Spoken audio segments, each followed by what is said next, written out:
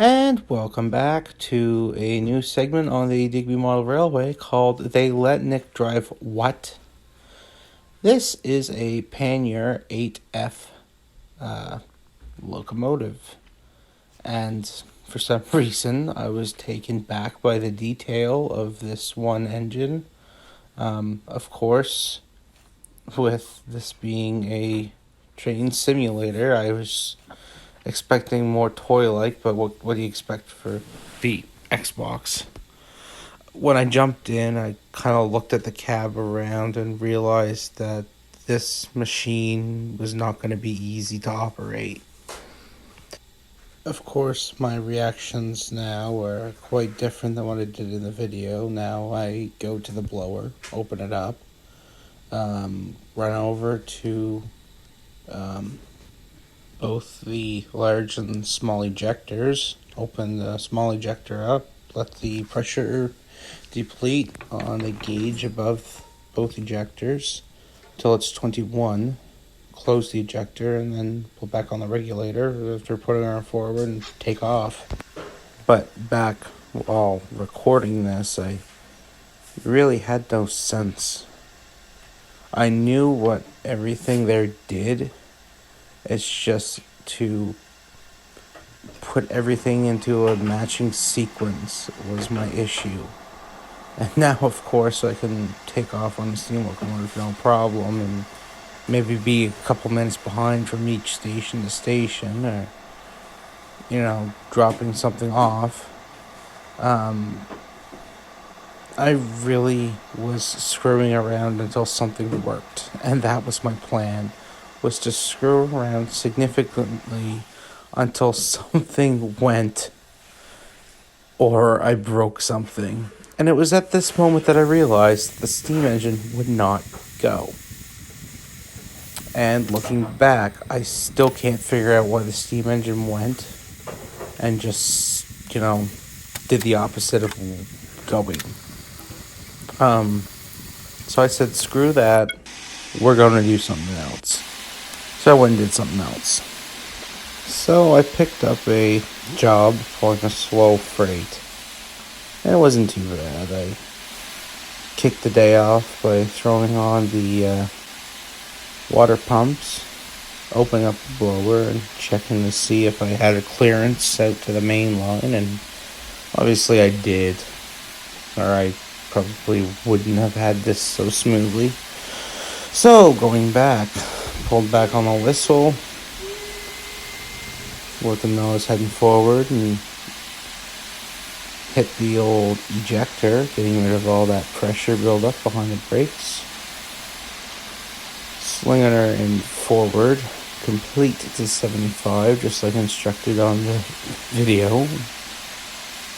Closed it up so I could actually apply the brakes if I needed to, and of course, something screwed up.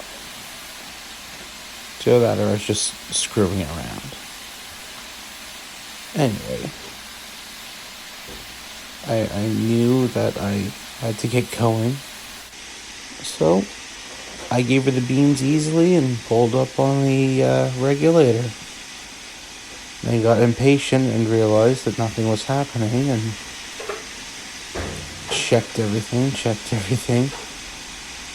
Realized for some reason my pressure was still there. After dumping out the pressure from the ejector, I was able to move. Something didn't really set with me right there. For some reason, the small ejector was left closed.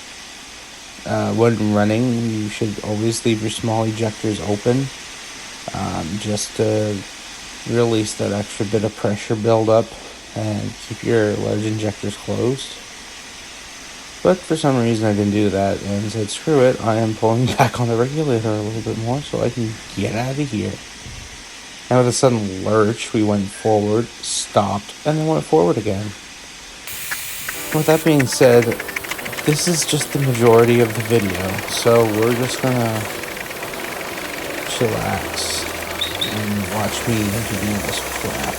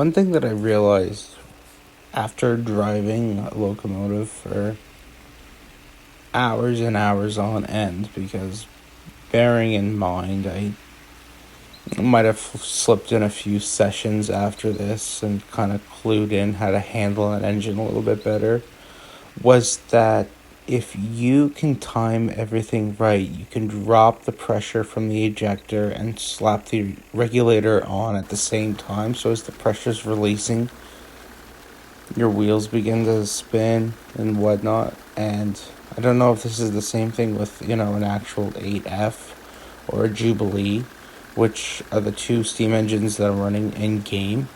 But as the pressure is diminishing from the brake system and your wheels are beginning to spin, suddenly everything gets easier and you're starting to move the locomotive quicker and you're getting those speeds up a little bit quicker. Now, bear in mind this stop here. Keep a very close eye on this stop, because this video would be very different if I paid attention to it better than what I did.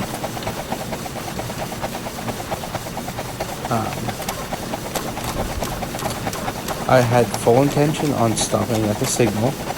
I knew the fire was up, signal was red, I had to stop. And I'm prepping, I'm just very, very slowly. And this moment here is when I realized start applying your pressure to the brakes when you're 200 yards away.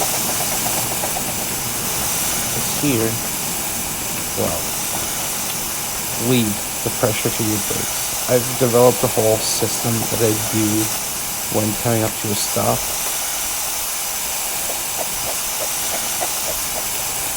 Yeah, now, good. That about does it for Train Sim World 3. Be sure to like, comment, and subscribe, and hit the bell icon so you can see more videos like this.